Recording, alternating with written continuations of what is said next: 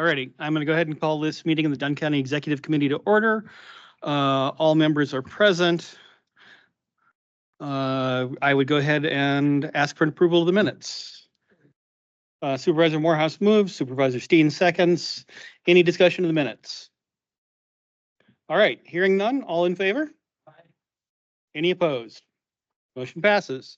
Public comments? Okay, no public comments. County Manager's report, Chris.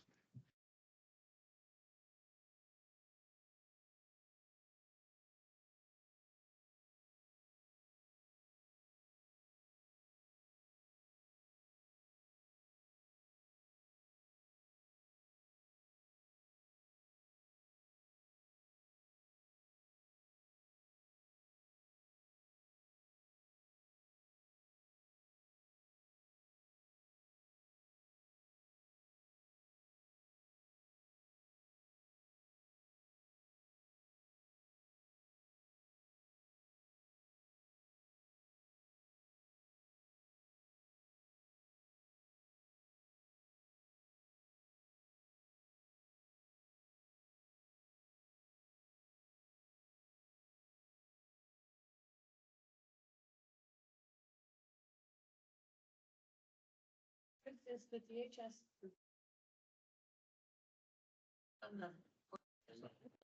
reports of departments, Department of Human Services, number 9. 9. Oh, got it. Sorry. The budget workshop here is for the 29th. Should that be the 28th? It should be the 28th. Good catch. That's where Anne got confused. I totally would not be on top of it if we had not just discussed it. August, yeah. Yes. So any other considerations for that? I would say it's a relatively straightforward meeting, except I don't know how long the ADU issue will last. Speaking of ADU, I have been informed that the National Public Radio show, This American Life, will be at our county board meeting specifically for the ADU stuff. And they're also putting in on some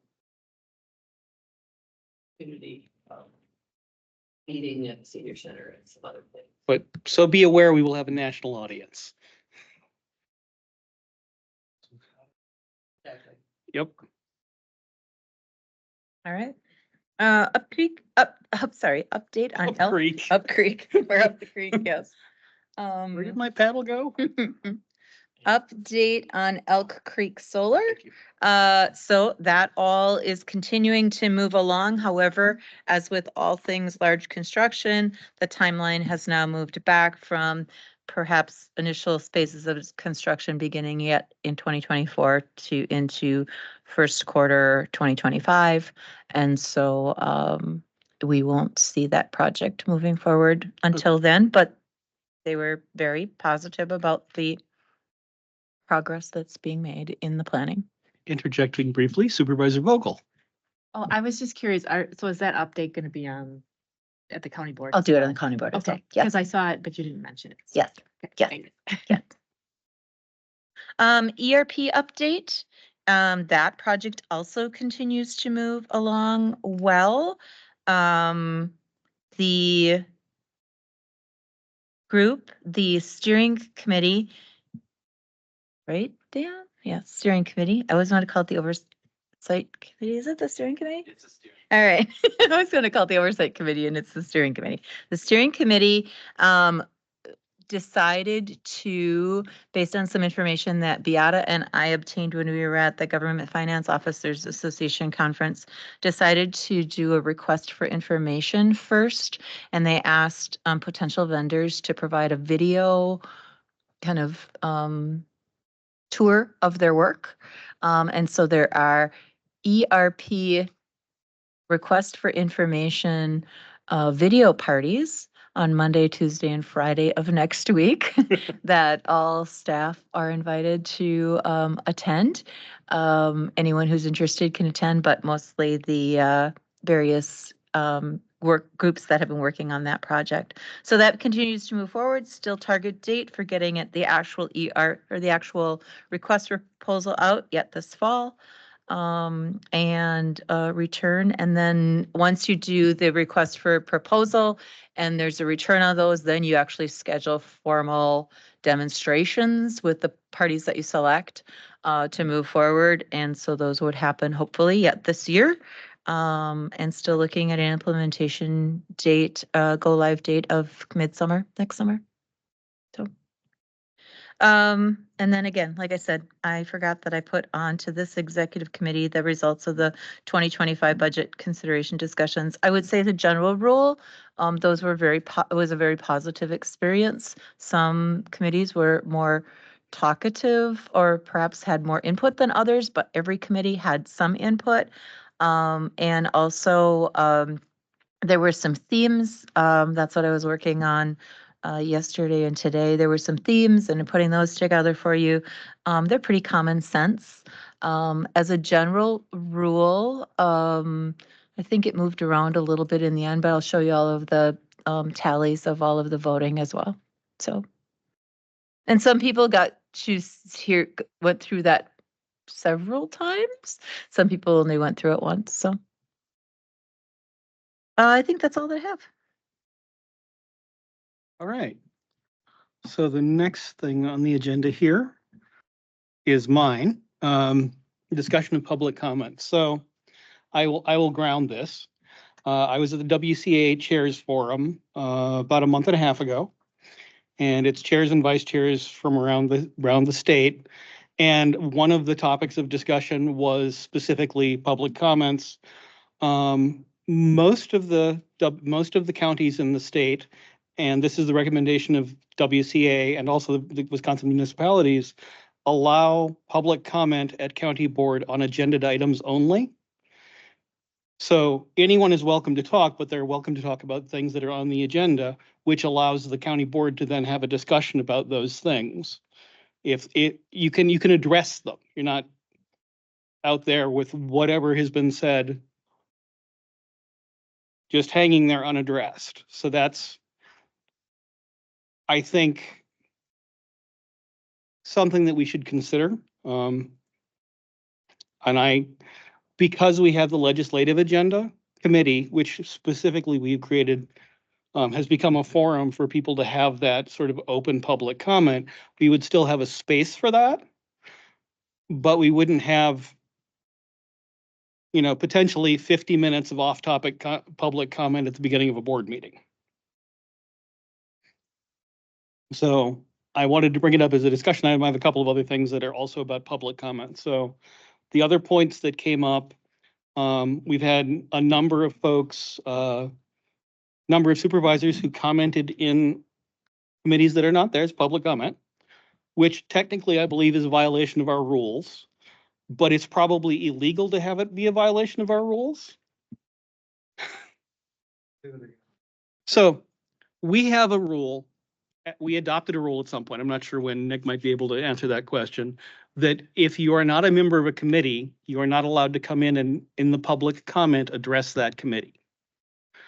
But Dan was looking into it, and it looks like that particular rule, that's a violation of those supervisors' rights. So we should probably strike that rule. There are about, like I said, I've got about 5 things on public comment that came up as part of the conversation. Third one is we've had a number of employees who've come up for public comment, which that's great, but we should probably have some policy on that, specifically so that it is very clear that they are speaking as a member of the public and not speaking ex cathedra for their particular committee. Another recommendation, because public comment has been becoming increasingly contentious around the state, is to have some pretty clear decorum rules. Dan, was that everything I sent your way, or did I have a? Yeah. Okay, so I think we should probably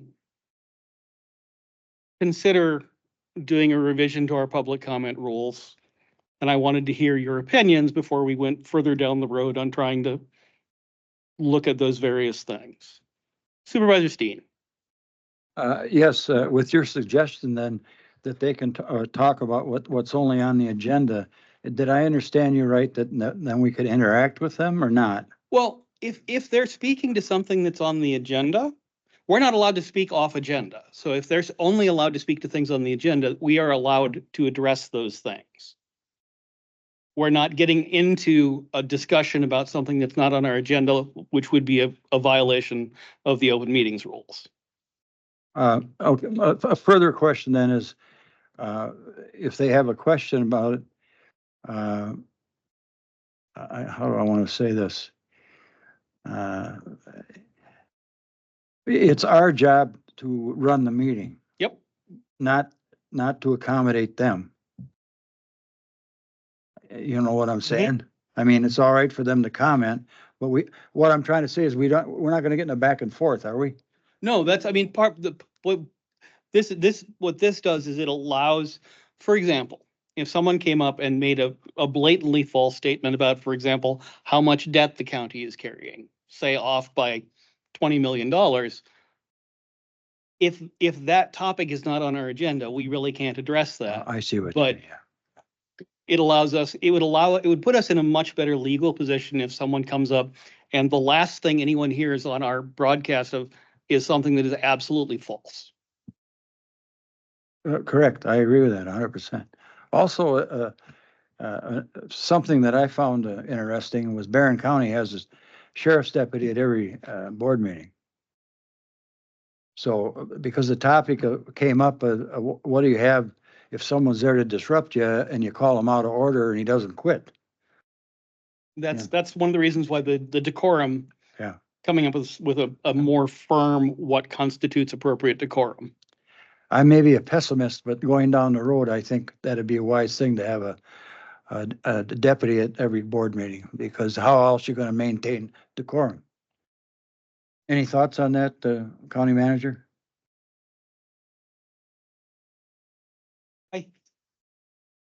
Well, I think that Initials- might be off, that might be far enough off our agenda. I was just, I'll bring it up here. my only comment would be, being that we are in the city, the response time is pretty Mm-hmm. fast. Now, that doesn't necessarily negate someone acting violently, but I think in terms of someone being disruptive, we engage law enforcement on a regular basis for different things that happen within this building, and the response time is fast. Mr. Chairman, Supervisor Morehouse. I've sort of thought about this, and but I do think limiting public comment to items that we are actually considering makes a whole lot of sense. Otherwise, we can have 50 people show up to talk about whatever it is, and it doesn't, the comments don't get attended to, and there's nothing that we can act on. So I think it's a good idea. I don't exactly know how we communicate that or how we do it, but Oh, it just, at the beginning, so it would be an item on the agenda, public comments, agenda topics only. And whoever is chair at that point would just address it. Whatever our end rules are, but only on agenda topics. And I think what WCA said was of the 72 counties, I think 5 still allow open public comment. really And there are interesting. quite a few that don't allow public comment at all. Oh, interesting. And there's one that allows supervisors to, from the floor, call someone up to speak essentially on their time. When that, yes, WCA, the response was, that's insane. That's insane. But if you are all amenable, then I think we should address our public comment rules in general and probably tighten them up. Okay, we will investigate what we would need to do to make that. Supervisor Quinn. Are you going to put this on as a discussion topic, or Well, are you?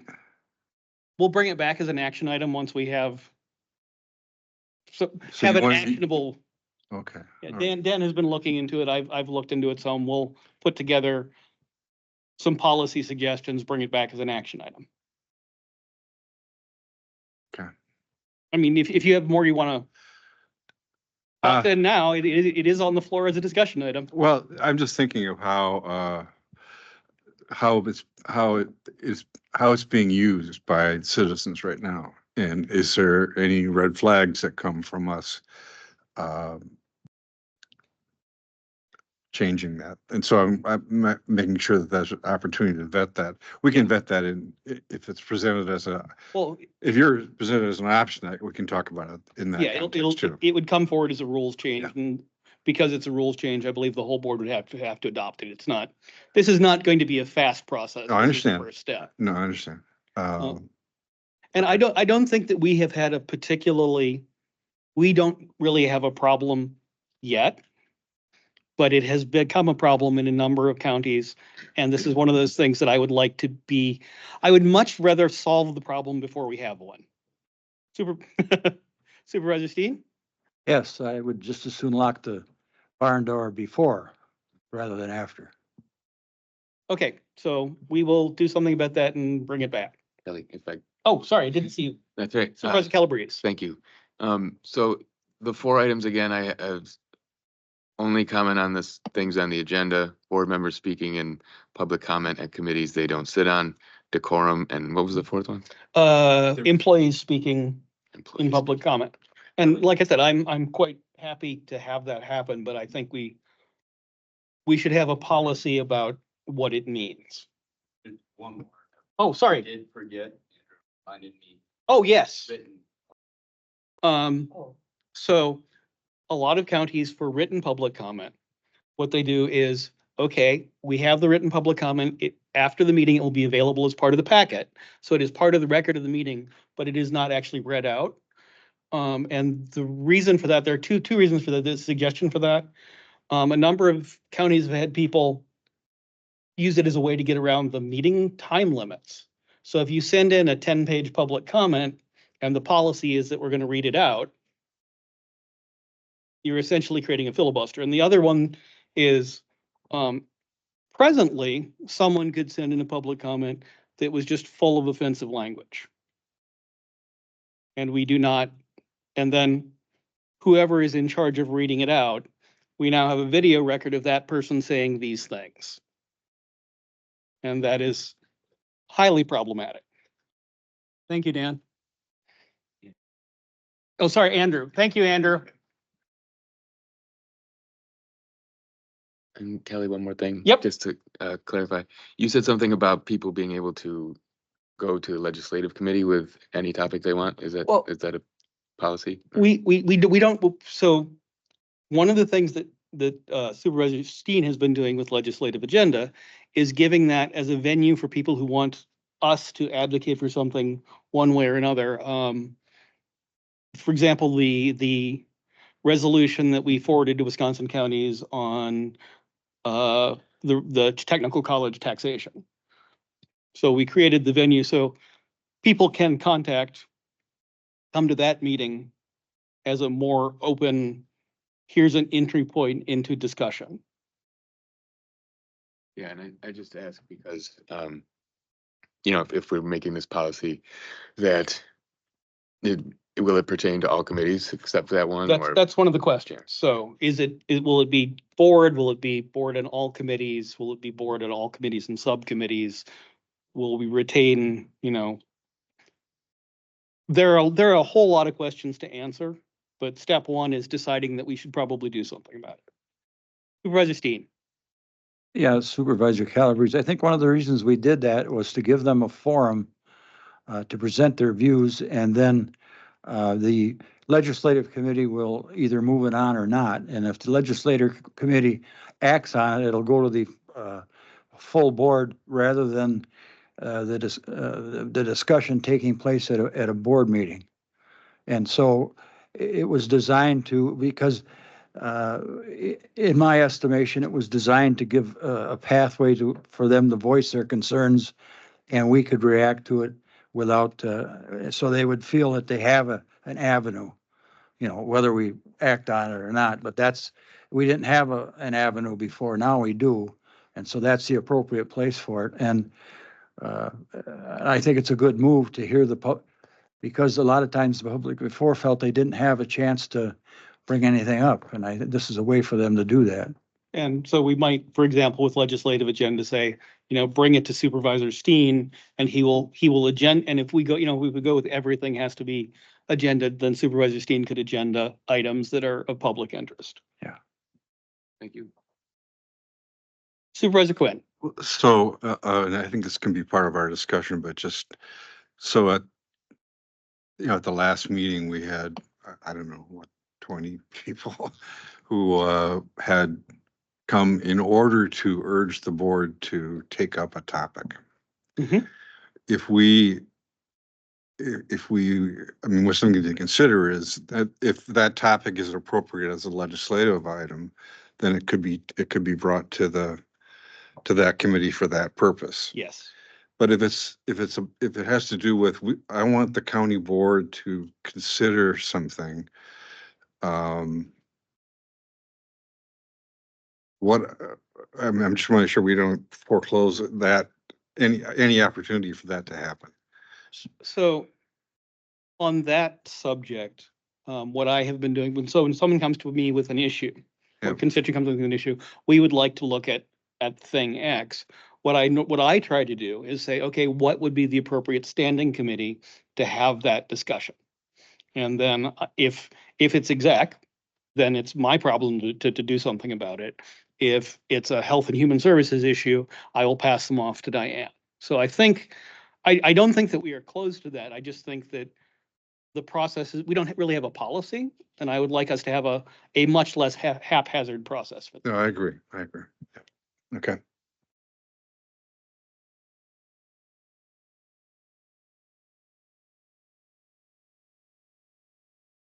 Anybody else? Okay. Item 7, reports, resolutions, and ordinance to the county board from the executive committee. Budget adjustment, DHS, veterans, HR, you all know how these work. I need a motion in a second. Supervisor Steen moves.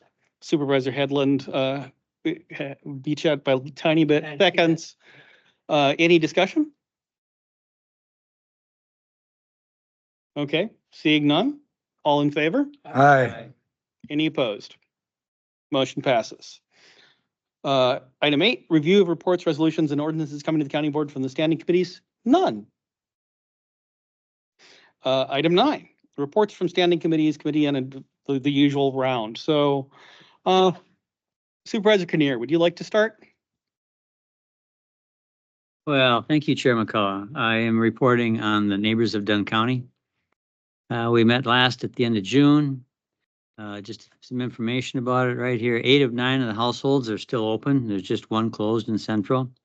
CNA training is still going on with CVTC and our own one that's set up there. And I just understand that 4 new CNAs are being oriented, and they're the ones that are costing us the money. So it's real good. Charles Vincent is the new director of nursing. It's working out well. There's a little bit of COVID in Central, so that always limits people being admitted to that particular area. And then I have something that's going to take a little more time. I'm sorry, I'm going to share with you. Chris wrote out a report for our committee that's going to be meeting tomorrow. And the neighbors is at one time quite controversial, and still people have questions about it. And I think Chris has a really good report here that kind of runs through a little bit of the history and where we are right now. I'll just summarize and say we're doing much better. And I'll give this and I'll pass this out to you, and you can read it at your leisure. But I want to thank Chris for doing it, because it kind of brings things home. I've been on the committee now for 10 years, and this helps remember. So it's great. So with that, we're going to meet tomorrow, and please read this. I think you'll find it really informative. Thank you, Supervisor Kinnear. Supervisor Steen, do you have anything from WCA or? All right, Supervisor Prochnow. Sorry. Highway met on July 10th. Work's being done on Highway B. The railroad should be open. The deadline is August 2nd. The railroad should be open at that time. The contract says we're supposed to have the north lanes, bound lanes open by that time. So August 2nd should be open as far as getting through. Not sure if a lot of people heard, but they had to rip up 300 feet of new concrete and replace it. It wasn't at our expense. That's at the contractor's expense. Good. They cut the saw mark 2 feet off center. Oh, So saw marks have to be where there's a lot of reinforcement so it doesn't break apart. Somebody was cutting 2 feet off center, no reinforcement there, it would have just broke up and it would have been bad. So they did have to replace 300 feet. It does not cost us any money, but just so everybody knows, it's been out there that we're on the hook for it, which isn't true. We started work on Highway Z down in O'Galley area. The last third of that project has started now, so the County Road Z is gonna be all done by the end of the year. We did a big study on needs for the highway and the facility needs. What we could need, what is gonna happen, all the outline shops and what their needs are, kinda. Which is gonna be some expensive things that they could possibly want. For example, our highway shop is actually smaller than Pepin's highway shop, which is, Pepin is about, yeah, it's not even close to our size. Otherwise, and in transit, still talking solar, or electric buses keeps getting pushed off farther and farther. Otherwise, we're just doing regular maintenance, doing a lot of blacktopping. Otherwise, next meeting's August 14th. thank you Supervisor Prochnow. Supervisor Vogel. So I'll use the same microphone. So the Facilities Committee met twice since our last meeting. So June 26th at 6 p.m. in this room. And the county fair started today. So hopefully you can all get out there. They're having a car show on Sunday and also a stuffed animal show. So so it should, they did a lot of work. And so get out there if you can. Oh, and they have a bags tournament too, they added this year. So the facilities operations, they've been removing some trees, and also the Lambs Creek boat dock got hit and lost a wheel. So highway welded it for them. So quick turnaround, it's back. In there, they helped with the fair prep, and then highway did the paving, so facilities took the fence out, and so that entrance at the rec park looks great now. And we talked about energy and some long-range plans for major facilities projects that will be coming up, you know, perhaps geothermal at Judicial, which is gonna be a huge expense, but so we're gonna work on a plan for some of those major projects. And we also decided to go ahead with selling the transfer station and putting it out for bid.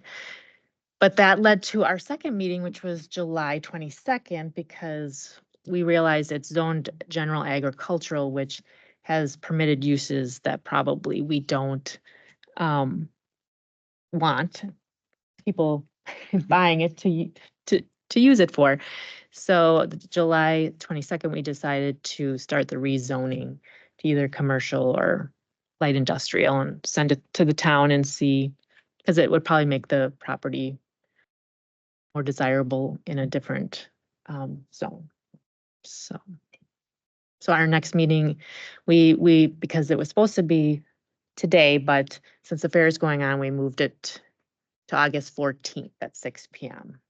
And since we have the budget meeting on our regular scheduled time in August, we split the difference. So Thank you Supervisor Vogel. Supervisor Quinn. Thank you, Mr. Chair. We met last week, I guess it was, right? Yeah, it seemed like. And we really focused on two things. One was quick review of the planned contract proposed contract with regional planning to assist with the county's comprehensive plan. And Ann went through that, and I think that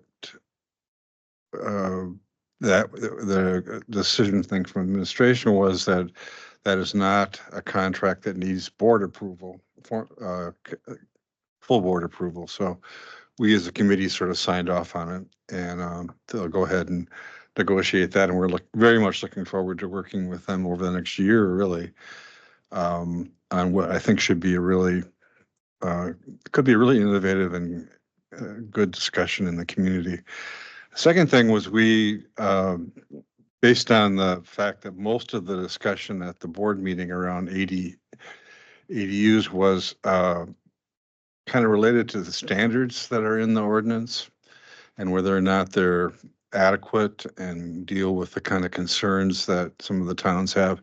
And so we asked Ann if she would sort of review those, and the committee to review them and make sure that we had sort of addressed some of those considerations. And she did a really good job. She took some questions. One of them, several of them posed by Supervisor here and other supervisors actually about, well, how would this work and how does that work? And she went through a kind of a written, actually, response that she had prepared to that. And we had in attendance Mr. Cook, the town chair in Red Cedar, and the chair of the county's town association, and Gene Ringer, the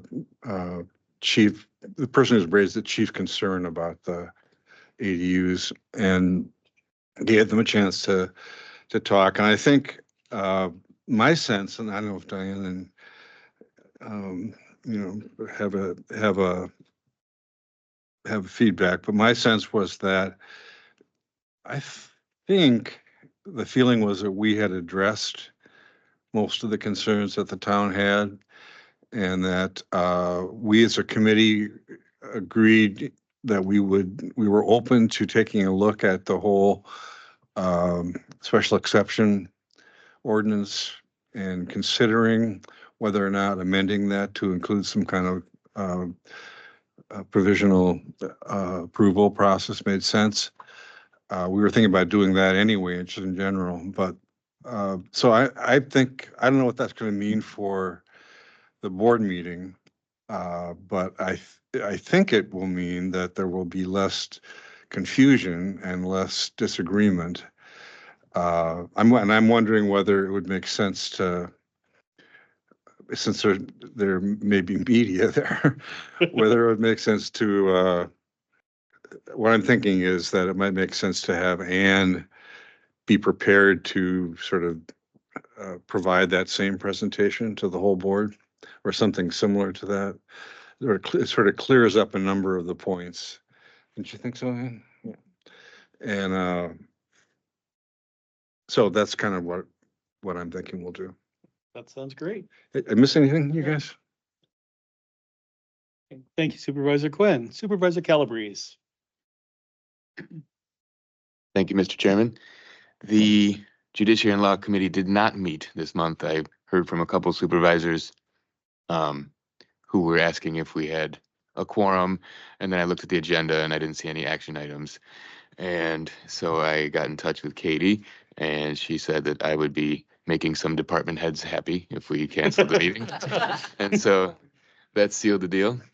But we did get the reports as usual, which I encourage the other supervisors to take a peek at. And not a lot of note. The sheriff's department is losing 2 more deputies. One pilfered by the city police, and one is dedicating more time to his landscaping business. And so the sheriff will have 3 spots to fill in the coming months.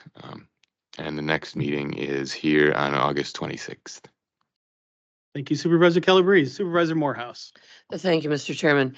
The Health and Human Services Board last met on June 27th. We had our usual, we always get just great, excellent reports. Carrie Quilling stepped in for KT, who had the audacity to be on vacation.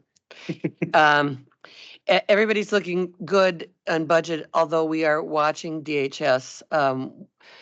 We have a program called the Children's Long-Term Support Waiver. And the existing law has allowed us to bill part of the costs for foster care upfront, but that is essentially changing. So counties will not be able to bill the waiver for foster care, for the administrative costs of foster care, which means that we are going to be out of fairly substantial amount of money. So we are watching the budget looks reasonably good, but it isn't likely that we're going to be returning 700,000 or more dollars to the general fund. That's, again, the DHS is so affected by things outside of our own control. We went through the budget exercise, which was interesting and fun. Reviewed vouchers, passed the budget adjustments, which you've seen today. And then a couple of things. We approved a Medicaid resolution at that meeting, responsive to our legislative committee chair. We always do exactly what the legislative committee chair asks us to do.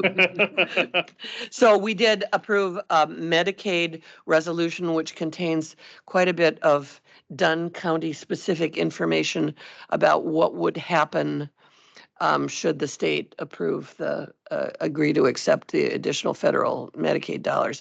It wasn't in the packet today, so I guess it goes to legislative committee the next time we meet.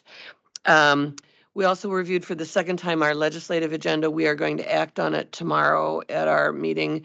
We did add an item that Chase Cummings brought to us around compensation for polluted wells, which we can then share if it passes, we can share it with PR&D and the agenda.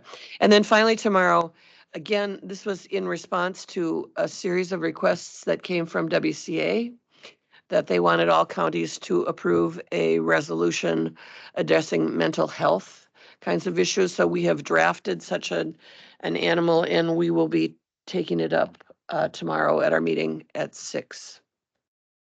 That's my report. Thank you, Supervisor Morehouse. Supervisor Headland. Thank you, Mr. Chair. Microphone.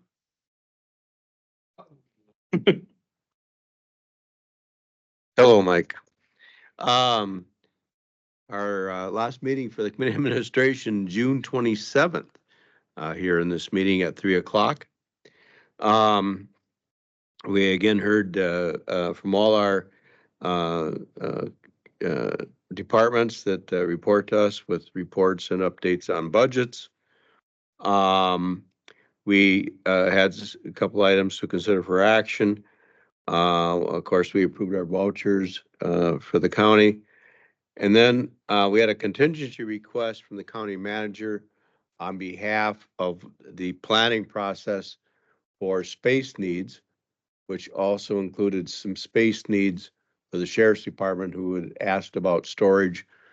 It had been in his budget. He took it out because of the fact that, we were looking at building some additional space for the county shop, and maybe that could be incorporated. At the same time, we didn't have any of that request from the people doing the plan. And so they negotiated a pretty reasonable amount of funding to add that to that space needs plan. And so we approved that contingency request so that additional information could be considered. Reports, resolutions, we also considered a 24 budget adjustment for human resources, and again, some money in and some money out. So that really concludes what we did at the meeting. Our next meeting is coming up here tomorrow at 3:00. And that's my report. Thank you, Supervisor Headland. Supervisor Bauer. Thank you, Mr. Chair. We met July 16th at 4:30 here in this room. This is Community Resources and Tourism. The area extension gave her a report, Kristen Bruder. It's always a good report to listen to. She had a lot to say. We did approve some budgets. The Dunn County Library will be funded at 100% at $669,186 plus some change. And out of county, 70%, that'll be around about 129,913 plus some change. The West Wisconsin Regional Commission is 25,020.99, and Dunn County Housing Authority is 49,000. Economic Development Corporation is 55,000. We approved all those at our committee meeting. Visit Dunn County is now going to be combined with Explore Menominee. They're going to combine the two, and then it's going to be taken. There'll be a page on Explore Menominee, so we can get a link there instead of having two. Former president, Dunn County Economics, Gary Steen, had come and introduced the new president, Steve Lindberg. Steve provided an update on the hiring process for the new director of the Dunn County Economic Development position. Other than that, there was, Dan gave some reports on the broadband. There's nothing that the county is gonna work on, so we're just kind of gonna amend our meetings until further notice, until we got something to discuss, so. Other than that, we're gonna meet August 20th here in this room. That's all I got there. Thank you, Supervisor Bauer. On to item 10, next meeting date is on the agenda. It's the 14th, but it'll be the 28th. And do you know it'll be the 29th? Sorry, 29th. Thank you. But given that there's no county board meeting, do you want a meeting other than just the next round of interviews? I Do you don't, need do you need a business meeting? does anybody need an extra meeting on the 29th? Going once? Okay, looks like it'll just be the hiring meeting. I will adjourn in just a moment, but first, thank you all. It has been a long and busy and thoughtful day, and y'all did great work. Thank you. And with that, we are adjourned.